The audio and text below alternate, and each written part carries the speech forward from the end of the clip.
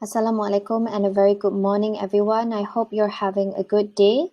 My name is Sharifah Syakila. I am a PhD student in Applied Linguistics.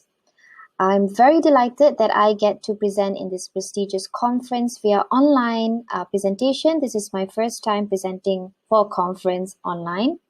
I would like to thank the International Conference of Communication Management and Humanities for this opportunity. The title of my paper is Language Style of Student Leaders in a Malaysian Secondary School.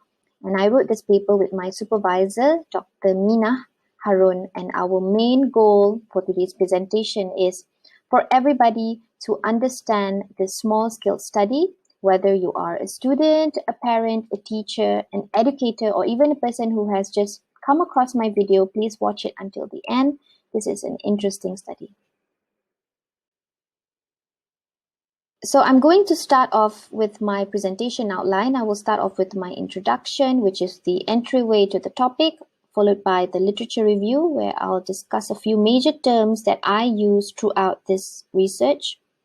After that, the methodology and analysis, followed by the findings and discussion as a conclusion.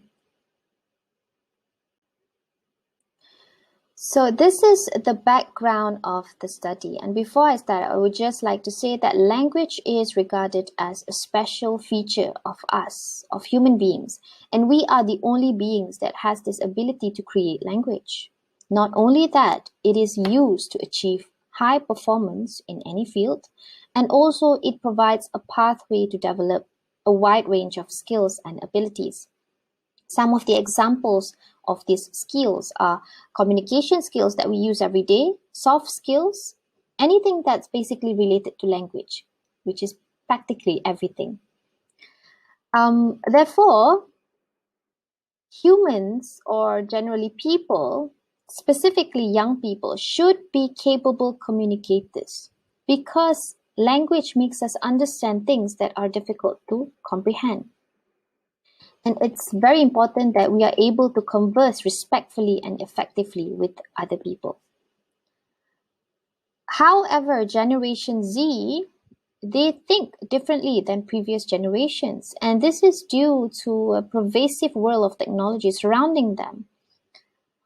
And to add, the Malaysian Education Blueprint has also aims to improve student leadership and communication skills. So it shows that this is indeed an important area of study. Leadership studies is also one of the most popular area of study. However, most studies look at leaders in tertiary education, and among school leaders, there are specifically principals and headmasters. It is rarely emphasized on schools or within the student leaders that we have. And it's actually very important that we focus on these student leaders.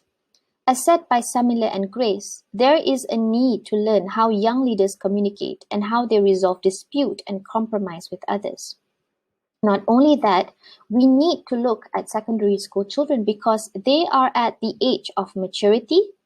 They can still develop and nurture their capabilities as a leader at this age. Therefore, the objective of this study is to find out the language style of student leaders when they are performing their tasks in schools. And we will be looking from a leader's viewpoint on the communication style that they favor with their peers. We want to see how they use language as a leader, and is it any different than the previous generations? Here is the literature review, and I'll be briefly explaining the three major terms that are used throughout this research. The first one is language style, and language style here refers to the ability and skill to construct a good sentence. Here I use Chaika's 5 characteristics of style. It's very good. The second one is student leaders, and in previous literature, it is said that leadership is something that elders do and not the youth. Of course, this is different now, as leadership engagements should start at an early age in all areas so as to gain experience in the process. So it shows how important it is to start at an earlier age. Not only that, we can see even now in Malaysia and also around the world, young leaders are becoming more prominent in their countries, not only just in politics, but also in general as a person that is able to lead. So that's very, very important. And the last term here is Generation Z. Now they are about 30 million people as of 2019. And what's fascinating about them is that they have very different thought habits. They tend to challenge and question everything.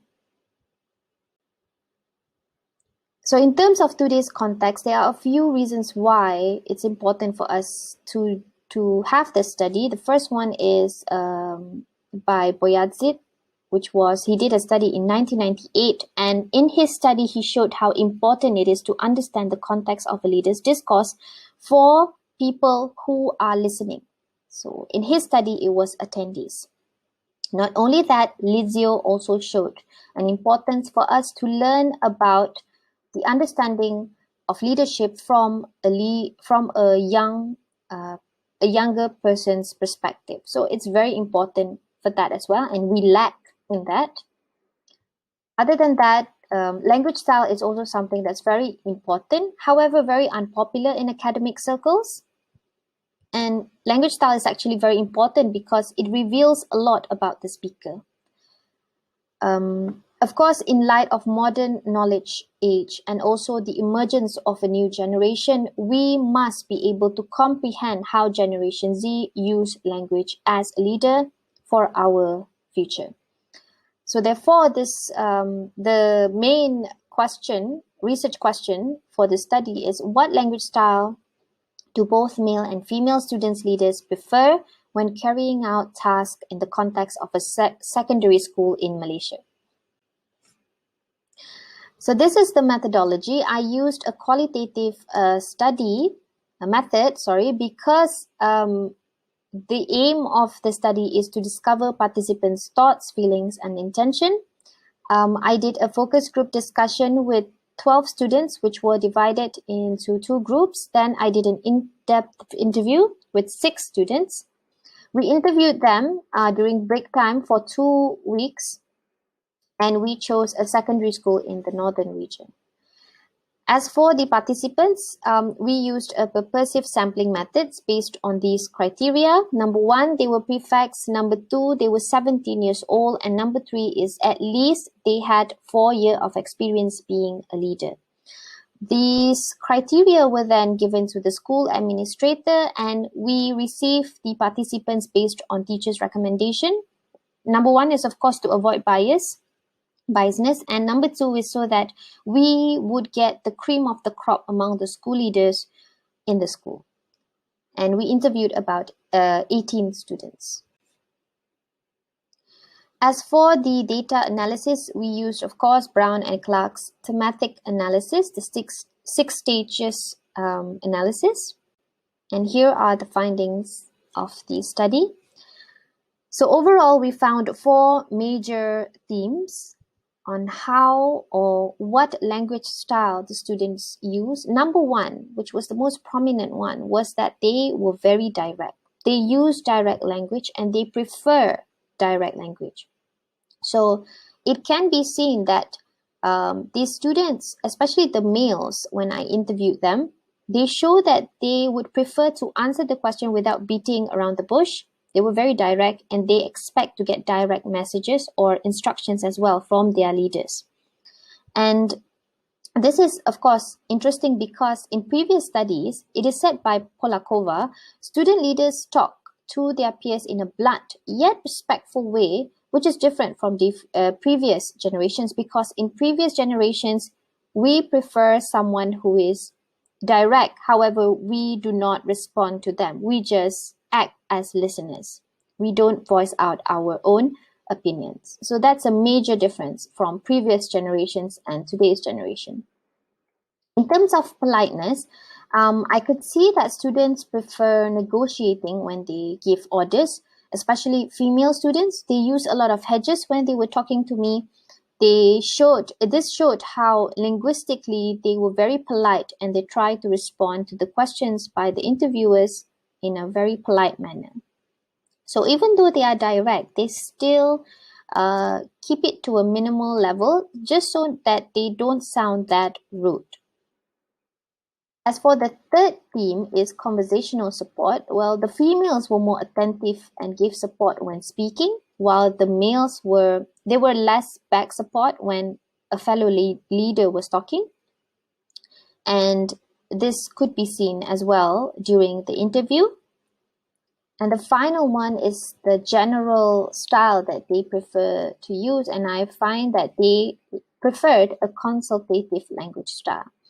And I believe that the reason is because they are very direct when speaking, and this is because they lack information awareness, which is very apparent in Generation Z. They request a more straightforward method of delivering and creating instructions, and there is a need for them to understand their followers. They want to learn and want to know what the followers need. That is the major thing of their leadership skills that I noticed.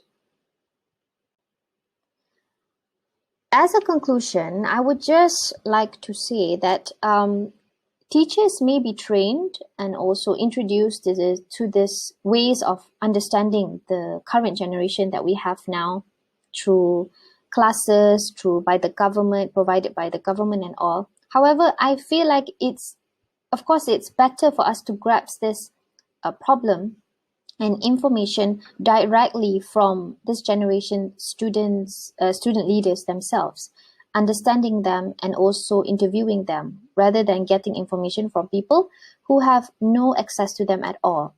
This is because students are more diverse, they no longer are passive, they're more open to others' feelings, and they are very inclusive. Not only that, it's also important for us to focus on students' viewpoints. For future studies, I would also like to suggest for researchers to focus on kindergartens, tertiary education, and maybe look into the viewpoints of students who are not in the position of leadership as well. Additionally, language style should not be limited to high school student leaders only, as language is a valuable tool for resolving disputes, exchanging ideas, and communicating orders. Therefore, exploring language styles is important, and hopefully it would help to move forward and bring progress to education today in Malaysia and also all around the world. I would like to end my presentation with a quote by the father of modern linguistics, Noam Chomsky. A language is not just words, it's a culture, a tradition, a unification of a community, a whole history that creates what a community is. It's all embodied in a language. Just to show you and remind you that indeed language is very, very important. Thank you so much for this opportunity. I really appreciate it, and Assalamualaikum.